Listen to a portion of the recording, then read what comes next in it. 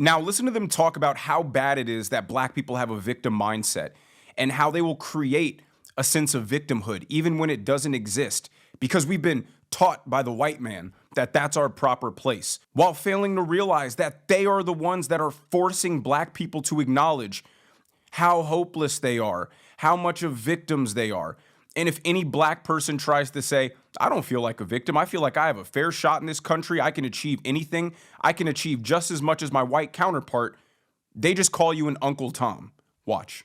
It was Carter G. Woodson who says, if you tell a man to go to the back door, and if he goes to the back door and there is no back door, he will cut one out for its special purpose. Why? Because its education makes it necessary. This was him framing the black man, right? We know to go to the back door. And if there is no back door, we will cut one out, create that back door there because our education, the way we have been taught through life, through generation, through the ancestors, this is our proper place.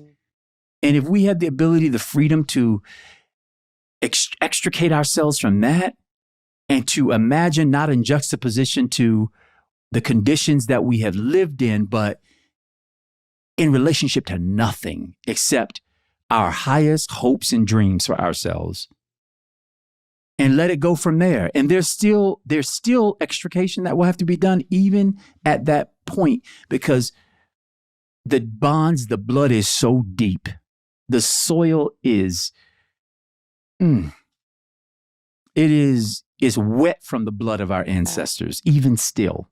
He's 100% right, but he fails to realize that it is him and the people who share his perverted ideology. They're the ones telling black people to cut a door in the back that doesn't exist. Because ever since 1964, when black people were given full rights and the white man said, hey, we're no longer your enemy, you guys have just as much freedom as everybody else, they could have taken advantage of that hopefulness, that opportunity. But instead you have these woke, radical lunatics who are doing exactly what he said, cutting the proverbial back door in the back of the bus when there isn't one. Instead of encouraging black people to succeed and achieve their fullest potential, they would much rather have them indoctrinated into the idea that there's some sort of systemic oppression keeping you from achieving your goals, and you shouldn't even try to achieve things because you're going to get met with the ceiling of racial differences, even though it does not exist. And if you mentally constrain yourself to those limitations based off of some boogeyman that doesn't exist, how can you ever expect a culture or a people to flourish? These kind of people are doing more damage to the black community than the white man.